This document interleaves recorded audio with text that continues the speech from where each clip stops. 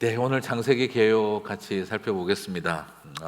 제목은 출애굽이 기록하게 한 창세기라는 제목으로요. 오늘 본문은 따로 부르지 않고 오늘은 개요 인트로덕션이기 때문에 전체 꼭 중요한 포인트, 관점만 정리하도록 하겠습니다.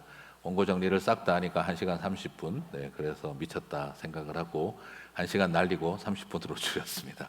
그래서 오늘 같이 여러분과 함께 중요한 내용들 한번 살펴보도록 하겠습니다. 내일 아침 7시 아시죠? 자녀들과 함께 자녀들을 위한 안수기도가 있습니다. 기억하시고요. 내일 아침 식사도 우리 PTA와 또 우리 또 부모 이제 우리 또 지원부에서 또 자녀들 지원부에서 또 같이 우리 부모님들이 섬겨 주십니다. 기억하시면서 많이 경계해 주시면 감사하겠습니다. 자, 오늘 이제 창세기에 대한 오해를 하나 먼저 풀면서 시작을 하겠습니다. 창세기는 과학적 근원을 밝히는 책이 아니라 바로 세계관의 문제다 하는 첫 번째로 꼭 기억하셨으면 하는 것은 창세기는 과학적 근원을 밝히는 것이 아니라 오히려 창조 신학을 가르치는 것이다 하는 이 부분을 조금 더 먼저 접근했으면 좋겠습니다. 창세기는 세상의 근원에 대해서 세상이 어떻게 시작되어졌는가 하는 그 근원에 대한 고대 사람들의 과학적 질문에 대해서 답을 해주기 위해 기록된 성경이 아닙니다. 그리고 모세가 약 몇천 년 뒤에 오늘날과 같은 현대의 시절에 창조를 과학적으로 설명할 수 있는 근거를 밝히기 위해서 창세기를 기록하신 이유도 아닙니다. 창세기에 기록된 분명한 의도는 창조 과학을 위해서 창세기가 기록된 것이 아니라 오히려 출애굽한 이스라엘 백성들의 세계관을 바꾸기 위해서, 세계관의 변혁을 위해서, 창조 신학을 위해서 기록한 것이 창세기입니다. 출애굽의 구원을 주고 난 다음에 창세기가 기록되어야 할 강력한 필요성이 대두가 되어졌다라고 보면 되겠습니다. 그래서 성경의 처음은 창세기지만 창세기를 기록하게 만든 이유는 출애굽의 구원 때문이었다라고 정리할 수가 있겠습니다. 그러면 출애굽이 일어나던 그 시대의 고대 근동의 종교와 출애굽이 일어나던 그 시대의 문화와 그리고 출애굽이 일어나던 사람들이 가지고 있었던 세계관이 어떤지를 알아야 왜 하나님이 창세기를 기록하셨는지를 정확하게 이해할 수가 있습니다. 최대한 단순하게 제가 설명을 해보겠습니다. 430년 동안 노예 생활을 하다가 이스라엘이 출애굽을 했습니다.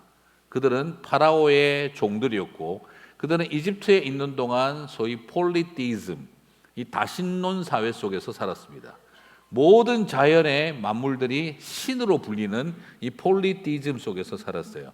개구리도 신이고 나일강도 신이고 황소도 신이고 심지어 재와 이도 그 곤충들도 신이고 그리고 하늘의 해와 달과 별들도 신이고 바다도 신이고 산도 신이고 넓은 삼각주와 광야 넓은 대평원도 신으로 여겨졌습니다. 그래서 우리가 알고 있는 것처럼 이 자연신관에 따른 이 다신론적 사회 속에서 그들은 계속되어지는 다신론의 세계관과 문화관에 이 세뇌되다시피 400년을 보내었어요.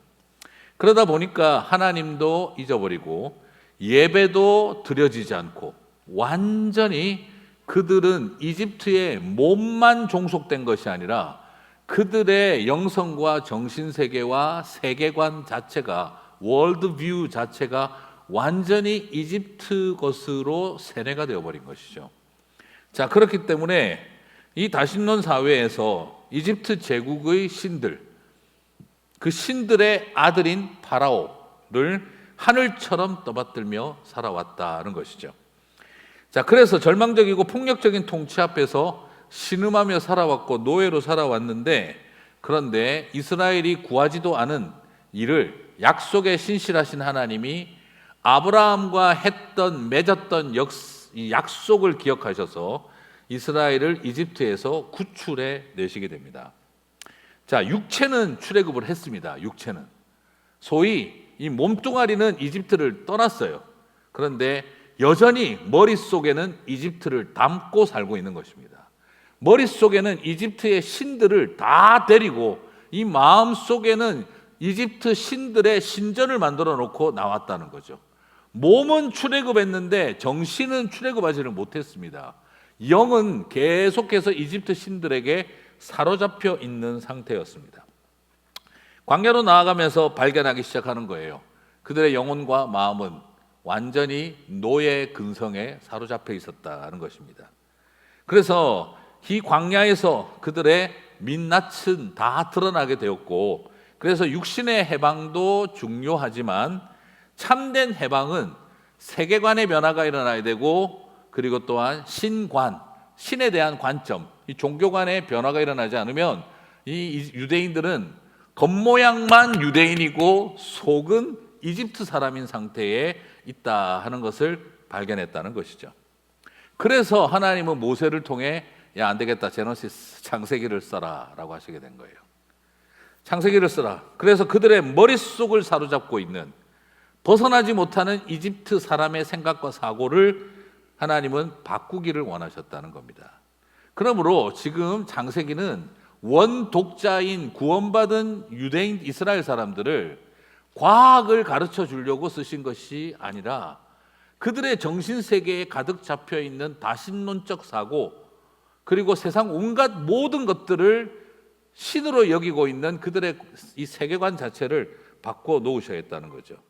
그렇지 않으면은 애굽의 기옥에 사로잡혀서 배고픈 자유, 목마른 해방보다는 배부른 돼지가 되기를 바라는 것은 당연한 일이라는 걸 아셨기 때문인 것입니다. 그래서 하나님은 이 세계관을 뒤집어야 하기 때문에 창조 과학을 주신 것이 아니라 창조 신학을 주셨다 하는 것이죠. 자, 그래서 창세기는요, 이들의 세계관을 뒤집기 위해서 제국의 신들을 신국의 피조물로 선포해 버립니다. 한번 따라하시겠습니까? 제국의 신들을 신국의 피조물로 선언하다. 강력한 힘을 가진 제국의 신들입니다. 그런데 하나님 나라에서는 피조물에 불과하다라고 혁명적인 선언을 해버린 것이죠.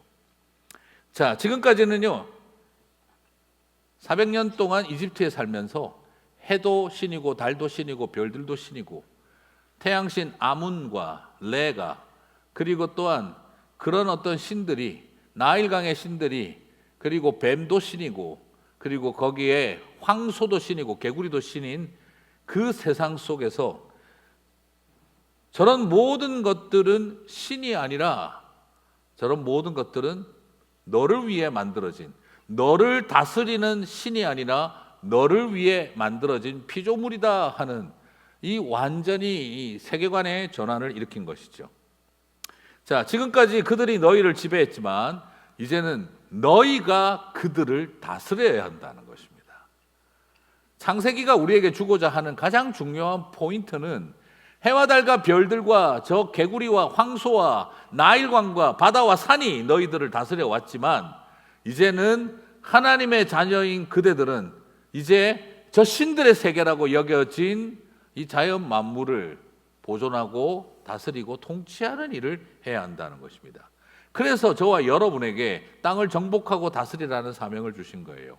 출애굽적인 배경을 안 보고 생각해 보면 그냥 하나님은 우리에게 땅 부자 되게 하라고 하신, 땅 따먹게 하라고 시켜주신 것이 아닙니다.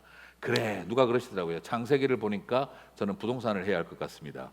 땅을 정복하라, 다스리라 하니까 물론 뭐 그렇게 하시는 것도 충분히 좋은 이야기입니다. 그러나 여기에 담겨 있는 의미는요, 바로 뭘 말하느냐 그러면 더 이상 언제까지 저 가짜 신들에게 지배당하며 살아갈 거냐.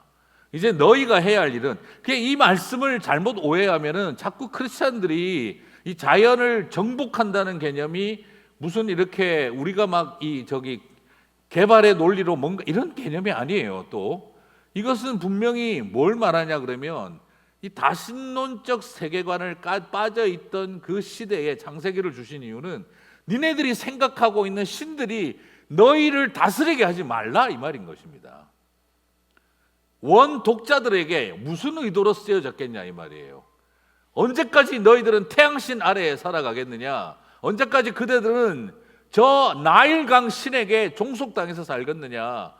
정복하고 다스려라. 이 말은 강을 함부로 어떻게 해라, 산과 바다를 어떻게 막 헤쳐나라 이런 말이 아니라 그것이 신들의 세계라는 사고를 바꾸라는 말입니다. 이제 우리가 이것이 주는 도전이었어요. 그래서 창세기는요 우리에게, 그러므로 우리가 우상을 숭배할 수 없다는 것입니다.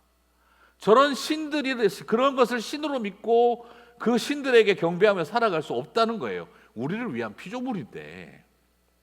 그러므로 창세기는요, 그 당시 제국의 시대에 고대 근동 사회에서 이 창세기는 혁명이었습니다.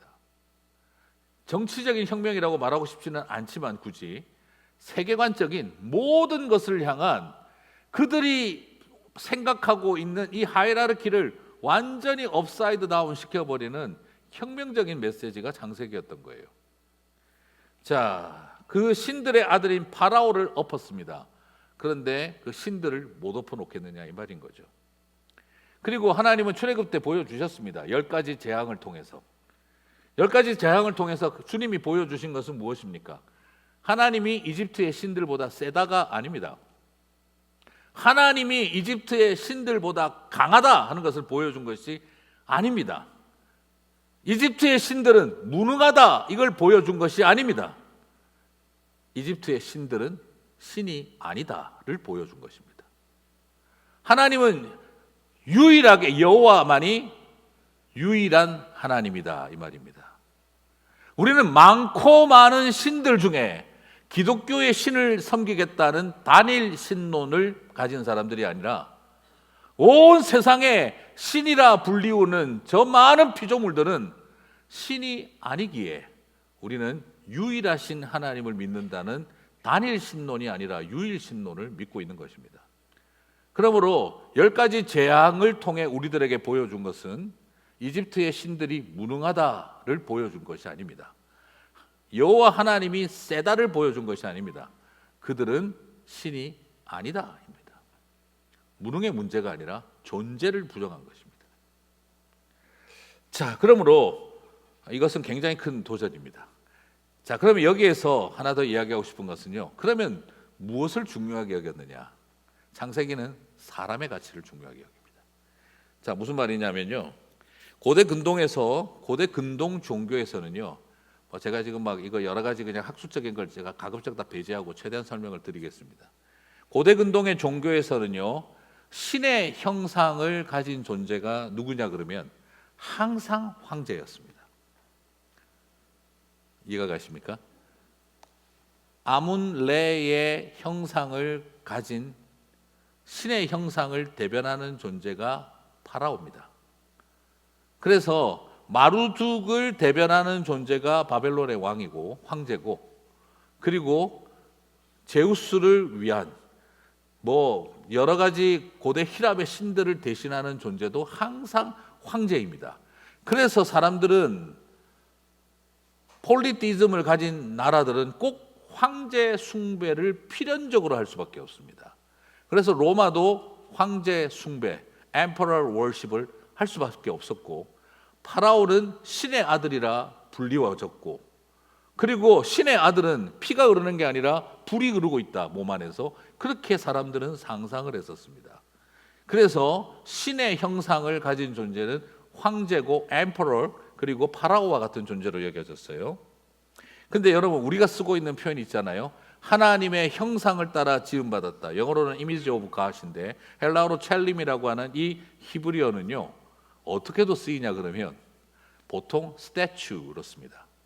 The statue of God, 하나님의 신의 신상이다. 그 신상, statue. 그래서 statue라고 쓰는데 신의 statue, statue of God이라고 하게 되면 그걸 뭐라고 하냐면 equal idol이라고 해요.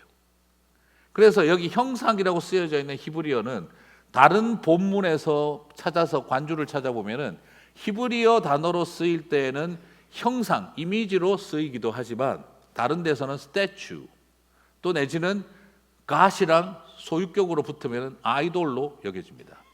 우상이 된다 이 말이에요.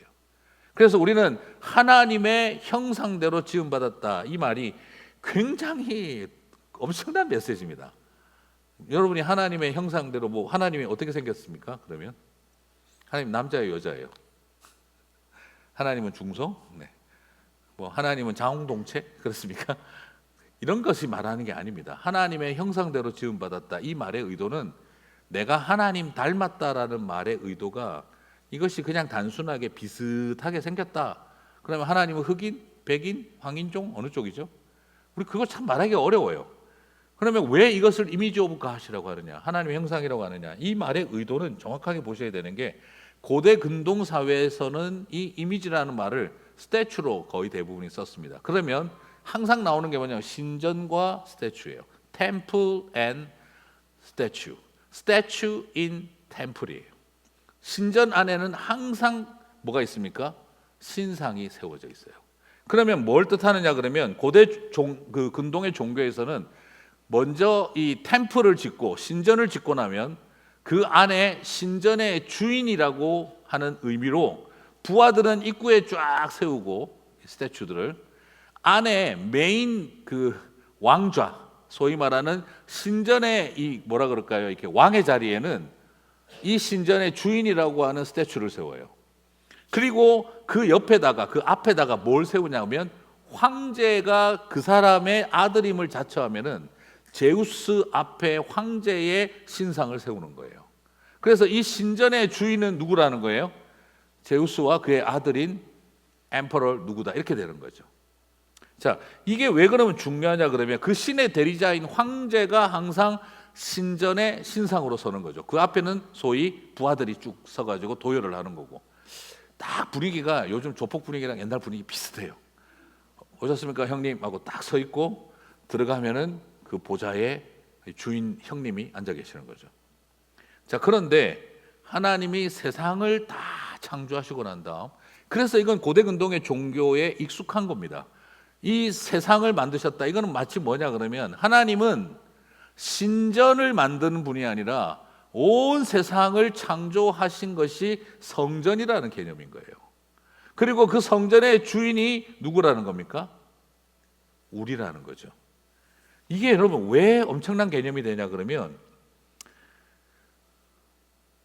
고대 근동의 종교에서는 신의 대리자인 황제는 신의 형상을 가진 존재는 하나뿐이고, 나머지는 전부 다 노예들입니다.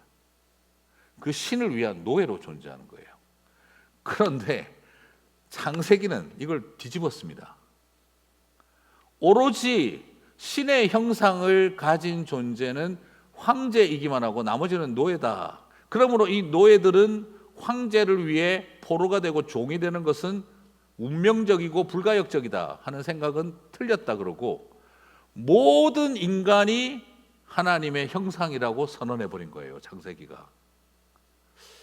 여러분 지금 이게 얼마나 혁명적인 메시지인지 지금 별로 이렇게 와닿지가 않나 하시는 것 같은데, 그 시대에서는 이게 저거 미쳤나 이런 생각이 드는 이야기예요. 그리고 거꾸로 그 우상에게 종속당해 있는 파라오는 뭐가 되는 거죠? 노예가 되는 겁니다. 지금 그 우상에게 종속당해 있는 존재는 노예적 존재가 되고, 파라오는 오히려 모든 노예로 취급당하던 인간들이 하나님의 형상대로 지음받았다라고 하는 엄청난 선언을 창세기는 우리에게 던져버린 것이죠. 사랑하는 성도 여러분, 그 시대의 관점에서는 하나님의 형상으로 지음받은 인간이라는 말은 이 모든 권력과 가치가 황제에게 집중되어 있던 시대에 그들이 오히려 우상의 노예에 불과하고, 모든 노예였던 인간들이 하나님의 형상대로 지음받은 존재라고 선언해버린 것이 창세기의 메시지라는 것입니다. 사랑하는 성도 여러분, 그 감격이 창세기를 공부하는 저와 여러분 가운데 있게 되시기를 주님의 이름으로 축복합니다.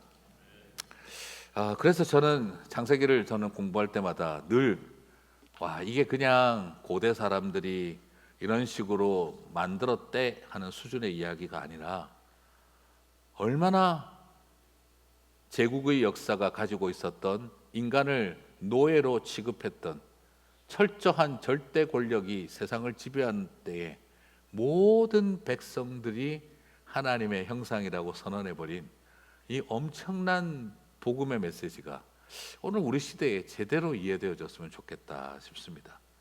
저는 창조가 과학적이지 않다, 억지로 이런 이야기를 하려고 하는 게 아니라, 그걸로 말하기에는 너무 약하다 이 말이에요. 이 창조 속에 담겨 있는 이 엄청난 메시지들을 우리는 다 왜 집어 던져버리고 과학적 순서만 따지고 있을까? 저는 그게 답답한 거예요. 오히려 이 속에 있는 인간에 대한 가치, 인간에 대해서 얼마나 하나님이 소중하게 여기고 있는지 이걸 제대로 좀 봤으면 좋겠다 싶습니다. 자, 그런 의미에서 창세기는 이 세상의 창조 신화와는 전혀 다른 새로운 창조 이야기를 담고 있는가? 꼭 그렇지만은 않습니다. 자, 이건 반은 맞는 말이고 반은 틀린 말입니다. 또 두 번째 오해는 창세기는 세상의 창조 신화와 전혀 다른 새로운 것이다 라는 생각이 있는데 그게 오해입니다. 오히려 전혀 다른 새로운 것만은 꼭 아닙니다. 반은 맞고 반은 틀립니다. 무슨 말이냐 그러면 모세가 기록한 창세기는 고대 근동의 창조 신화보다 후대의 기록이 됐어요. 그래서 고대 사회에, 그러니까 우리가 알고 있는 고대 사회에 뭐 여러 가지 그 토판들, 그 클레이 테이블릿들을 이렇게 발굴을 해보면 성경이 기록되기 훨씬 오래 전에 창조 설화와 홍수 설화, 인간 창조 이야기 다 나옵니다. 그래서 그 소위 말하는 이 토판에다가 그들이 쐐기 문자로 이렇게 그냥 적어 놓은 고대 우가리더로 그리고 페니키아어로 적어 놓은 그런 고대의 토판들이 있는데 거기에 보면 놀랍게도 창조 이야기, 홍수 이야기, 인간 창조를 흙으로 했다는 이야기 다 나와요. 그래서 실제로 창조의 창세기보다도 그 고대 사회의 그 토판들이 훨씬 더 고대적으로 오래된 거죠. 그러면 일반 불신 그 학자들은 그걸 뭐라고 평가를 하냐 그러면 성경은 특별히 창세기는 고대 근동 문화와 종교의 이 전설, 창조의 전설을 짜집기한 표절이다 이렇게 이야기를 해요. 뭐 나름 이제 믿음의 관점으로 안 보면 그건 그렇게 보일 수 있겠죠. 왜냐하면 역사적으로 더 오래된 토판들이 있으니까. 그래서 혹시 공부하시다가 세계사나 고대 역사 공부하신 분들 중에는 그래서 교회 와서 다니면서 성경은 그냥 뭐 약간 뻥이고 카피고 고대 이야기 다 있는 건데 뭐 이런 것 때문에 믿음을 갖기 어려우신 분들도 있는데 그러나 그것이 다르게 접근해야 됩니다. 자, 무슨 말이냐 그러면 실제로 비슷한 게 있어요. 하나만 예를 들어드리면 바벨론의 창조 설화인데 에누마 엘리시라고 하는 그 설화가 있는데 우리가 소위 말하는 바벨론의 신인 마루둑 설화입니다. 줄거리를 간단하게 살펴보면 태초에 담수, 민물의 신인 아프스와 염수, 바닷물의 신인 티암맛이 있는데 둘이는 부부였어요. 그런데 이 둘이가 결혼해서 신들을 많이 낳아가지고 이 젊은 신들을 자기 부하로 두고 이 티암맛 엄마신과 그리고 아푸스라고 하는 아빠신이 부려먹고 살았어요. 신들도 자식들은 부려먹는 대상으로 여기고 있었던 거죠. 그러다가 보니까 이 젊은 자식들이 어느 날 열받는 거예요. 우리 엄마 아빠는 돌아가시지도 않고 신이 돼가지고 끝까지 살아서 우리를 죽도록 부려먹는다. 열받아가지고 이 신들이 저항을 일으켰습니다. 그래서 우리도 신인데 너무한 거 아니야? 이래가지고 대판 싸우게 됐어요. 그러자 아버지 신인 아푸스가 자기 자녀들인데 이 젊은 것들 다 죽여버려 이래가지고 암살을 모해를 했어요. 그걸 알고 난 젊은 신들이 우리를 죽이려고 했으니 아버지가 아니다. 그래가지고 그들이 저항을 일으켜서 아푸스를 죽여버렸어요. 이 뭐 완전히 아들들이 단체를 해서 아버지 아푸스를 죽여버렸어요.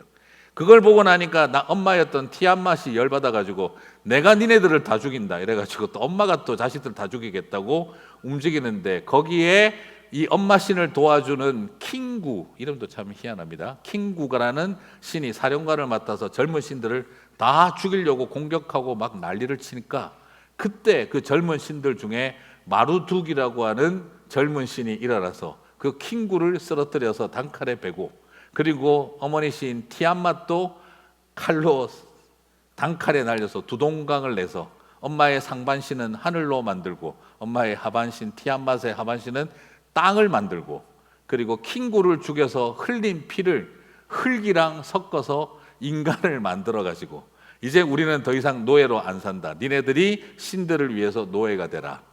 그래가지고 인간을 노예로 만들기 위해 창조를 하고 흙으로 그리고 그 중에서 좀 빠릿빠릿한 애들을 황제로 세워서 내가 너와 함께하고 있다 해서 너는 신의 영역에 들어와 있다라고 해주고 나를 대신해서 저 노예들을 지배하라 해서 제국의 황제를 세우는 이야기가 나와요. 약간 성경하고 비슷하죠, 그죠? 흙도 믿고 재밌어요, 나름. 자, 그러나 여기에서 나타나는 인간은 무엇입니까? 신의 노예로 삼기 위해 만들었어요. 그리고 배반의 피와 흙을 섞어서 인간을 만들었어요. 그리고 하늘과 땅은 자신의 죽이려고 드는 어머니를 역시 죽여서 만든 것이 세상이라는 거죠. 이 세상은 아름다운 게 아닌 거예요. 그러니까 언제든지 정복하고 피로 다스려야 되는 곳이에요. 인간은 근본적으로 반역의 피를 가지고 태어난 존재이기 때문에 피로 다스려야 되는 존재인 거예요. 그래서 바벨론 사람들은 제국을 형성하고 주변의 나라들을 피로 다스리고 폭력으로 다스린다. 우리의 신은 자기를 죽이려고 하는 어머니를 두동강 내고 세상을 만들었고, 자기를 죽이려고 한 다른 신의 피를 가지고 인간을 만들었기 때문에 모든 인간은 피로 다스려야 하고 이 세상은 아름답지 않다. 그래서 바벨론 군대는 잔인하고 아주 무서웠던 겁니다. 그들이 가지고 있는 세계관이에요, 이게. 그러면 이런 점에 있어서 스토리상으로, 그래서 나중에 인간들이 또 말 안 들을 때는 어떻게 했느냐, 홍수를 일으켜서 다 쓸어버리고 이런 이야기가 나와요. 그게 고대 바벨론에 있는 신화입니다. 이걸 보고 또 사람들이 와가지고 봐라, 기독교가 이거 마르두게 신화와 홍수설화, 그리고 더더구나 이집트에 있는 갈그미시 창조설화와 홍수설화 이런 거 다 갖다 베꼈다, 이렇게 이야기를 하는데, 저는 그것에 대해서 이렇게 말씀드리고 싶어요. 고대 근동과 유사성이 있지만 표절과 짜집기가 아니라 고대 근동의 창조 신화와 유사성이 있다는 말은 성경의 스토리가 고대성을 가지고 있고 역사성이 있다는 뜻입니다. 다시 말하면 이건 아무 생뚱맞은 이야기 막 지어낸 이야기가 아니라 고대 근동의 사람들이 누구나 공감할 수 있는 주제로 성경이 창세기가 쓰여져 있다, 이 말입니다. 그러므로 이 창세기의 이야기는 그 당시 고대 근동에 편만이 퍼져 있던 이집트의 신화와 바벨론의 창조 신화들을 하나님의 관점에서 영감을 받아 재정리해서, 오히려 성경은 고대 사람들이면 누구나 읽을 수 있는 역사성과 공감대가 이루어지는 기록이기에 오히려 성경의 고대성과 역사성을 발견할 수 있다라고 보는 것이죠. 그러면 닮았다로 끝나지 않습니다. 두 번째는 뭐냐면, 성경의 창세기는 고대 마르두게 신화와 그리고 이집트의 창조 신화와는 차원이 다른 차별성이 있습니다. 그게 바로 뭐냐면은, 아까도 이야기 드렸지만 인간을 만든 유일한 목적이 뭐죠? 노예로 삼기 위해서입니다. 반역의 피가 흐르는 것들이기 때문에 피로 다스려야 된다라고 이야기를 하는 거죠. 그러므로 끊임없이 인간은 죽여서 피 흘리게 만들어야 되는 존재입니다. 자, 그런데 성경은 세상을 하나님이 티암맛에 두동강 내서 만든 것이 아니라 하나님이 말씀으로 창조하셨다고 합니다. 그리고 하나님이 인간을 만든 목적은 뭐죠? 신의 노예입니까? 아니면 신들의 정원을 다스리는 왕입니까? 하나님은 저와 여러분을 노예로 만드셨습니까? 왕으로 만드셨습니까? 예, 우리는 왕으로 삼으셨습니다. 땅을 정복하라, 다스리라, 킹십을 주셨습니다. 반역의 피와 흙으로 만든 것이 아니라 하나님이 흙으로 당신의 숨결로 만드셨습니다. 반역의 신의 피로 만들지 않고 주님은 창조주 하나님의 숨결로 흙덩어리인 우리를 빚어주셨습니다. 굉장한 차이입니다. 그러므로 앞에서 서론에서 말씀드렸던 것처럼 창세기는 노예였던 이스라엘 백성들에게 너야말로 하늘이 왕으로 세운 존재다 하는 것을 가르쳐 주는 거죠. 그래서 창세기에 나오는 이 이야기가 고대 근동의 창조 설화와 유사성이 있는 것은 그것이 역사성을 가지고 있고 누구나 읽을 수 있는 공감대를 이루는 것이라는 장점을 가지고 있고, 동시에 창세기가 가지고 있는 차별성은요, 이 세상은 폭력과 피로 억눌러진 세상을 말하고 있습니다. 그래서 폭력과 피로 다스리는 것이 정당화되는 제국의 논리가 나오는 거예요. 그러나 하나님 나라의 논리는 땅과 숨결로 만들어지고 말씀으로 세워지고 노예가 되려고 만든 것이 아니라 하나님이 왕으로 세웠기 때문에 인간을 만들었다는 것입니다. 여러분, 마르두게 창조가 행복합니까? 하나님의 창조가 아름답습니까? 복잡하게 생각하지 않아도 우리는 여기에서 오히려 창조의 원본은 누구입니까? 바로 하나님의 창조고, 이 세상이 제국의 논리를 정당화하기 위해 그들이 표절하여 복사폰을 만든 것이 세상의 이야기다라고 저는 정리드리고 싶습니다. 자, 이게 무슨 말이냐면 창세기는요, 어느 날 남의 동네에서 400년간 노예 생활하고 나오는데 어느 날 하나님이 오시더니 창세기를 떡거려 놓고, 야, 너 알고 보니까 로열 패밀리야, 너는 왕족이었어를 선언해 준 거예요. 우리라는 존재는 만들어질 때부터 하나님의 형상이라고 오픈시켜 준 겁니다. 사랑하는 성도 여러분, 자, 창세기의 이 내용의 의미는요, 그냥 신비한 고대 근동의 사람들이 세상이 어떻게 만들어졌나 궁금해서 상상력으로 지어낸 설화가 아니고, 제국인에서 노예로 피 흘리며 지배받던 사람들에게 나는 너희들을 피로 만들지 않고 숨결로 만들었고, 나는 너희들을 신들의 노예로 만들려고 하지 않고 왕으로 세우려고 했고, 그리고 이 세상은 어미를 죽여 피로 물든 땅이 아니라 이 세상은 하나님이 말씀으로 지어주신 아름다운 곳이다. 그래서 주님이 말씀하신 것입니다. 보시기에 심히 좋았더라 하는 것입니다. 그러므로 제국은 피로 폭력으로 다스릴 수밖에 없고, 하나님의 나라는 평화의 나라가 될 수밖에 없는 것입니다. 지금 신약 시대에 와서 갑자기 평화가 나온 것이 아니라 창세기부터 하나님의 원리가 나타나고 있다는 것이죠. 사랑하는 성도 여러분, 자, 그럼 이제 마무리 짓겠습니다. 마무리 짓겠는데, 자, 그러면 이런 은혜로운 가득한 메시지에도 불구하고 궁금하죠. 이스라엘 사람들 머리에서 원독자에게 질문이 생기는 거예요. 아니, 그러면 이렇게 너무 좋은데 우리가 어쩌다가 이 꼴이 났지? 그게 궁금하겠죠. 어쩌다가 이 꼴이 났지? 그리고 아니, 어쩌다가 우리가 또 구원받았지? 자, 창세기는 결국 그것을 향해 우리를 이끌어갑니다.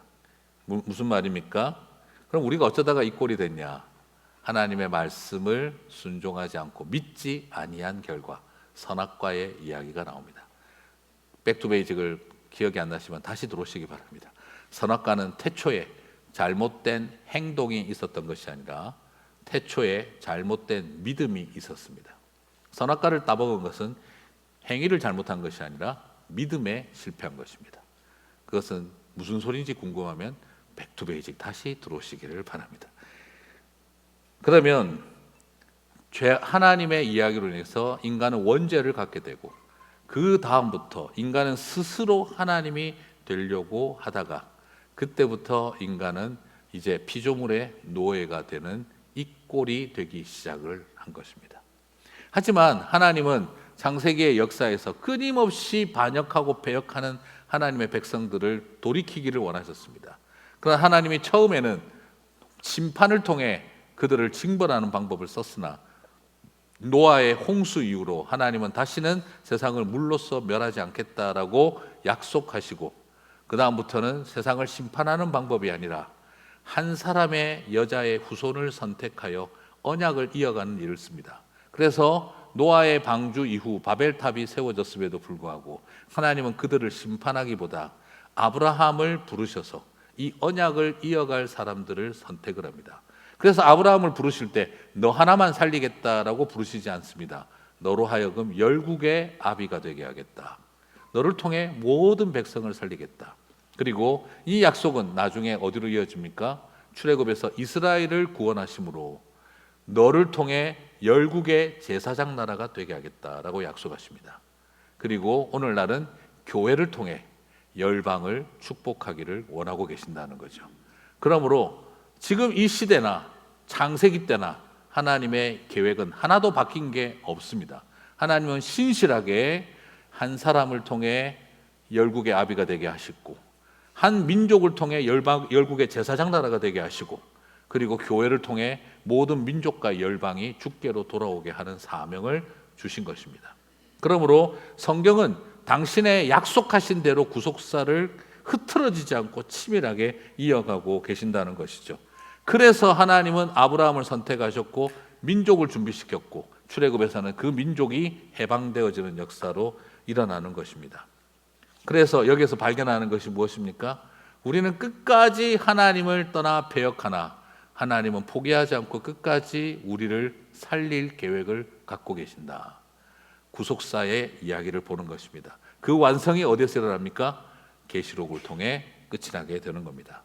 그래서 하나님은 창세기는 우리에게 어쩌다 이 꼴이 됐는지를 보여주고 있고, 동시에 이 꼴난 우리가 어떻게 구원을 받게 됐는지를 보여주고 있습니다. 우리는 스스로를 이 꼴 만들 수밖에 없는 인생들이지만, 그러나 하나님은 이런 이 꼴난 우리들을 끝까지 살리시는 분이라는 걸 보여주는 것이죠. 그러므로 창세기의 이야기는 우리에게 그것을 던져주고 있는 겁니다. 그대들이 아무리 그런 식으로 살아간다 하더라도 하나님은 여러분을 살리는 일을 포기하지 않으신다. 아멘이십니까? 그것이 창세기가 우리에게 보여준 결과입니다. 그래서 우리에게는 출애굽이 주어졌다는 것이죠. 사랑하는 성도 여러분, 오늘 이 창세기 개요 조금 교만 떨어보면 어디 가서 못 들으실 겁니다. 이런 강의는. 그러니까 잘 정리하셔서 하나님이 왜 우리에게 창세기를 주셨는지를, 최소한 제가 이걸 설명을 최대한 짧게 드렸지만 제 나름대로는 한 20년 연구한 결과입니다. 그러므로 여러분, 뭘 저런 걸 저렇게까지 이렇게 생각하지 마시고, 정말 하나님의 창세기 속에 담겨 있는 인간에 대한 이 깊은 배려와 사랑, 창세기를 통해 저는 과학을 보는 것은 너무 얕다는 생각이 듭니다. 오히려 이 속에서 인간을 향한 그 깊은 사랑, 포기하지 않는 사랑, 나는 내 약속대로 끝까지 너희를 살린다 하는 그 사랑이 오히려 우리들에게 언약으로 주어져 있습니다. 그 은혜를 바라보면서 이제 금요일 이 창세기 강론 함께 이어가게 되시기를 주님의 이름으로 축복합니다. 우리 함께 찬양하고 오늘 기도 한번 하고 마치도록 하겠습니다.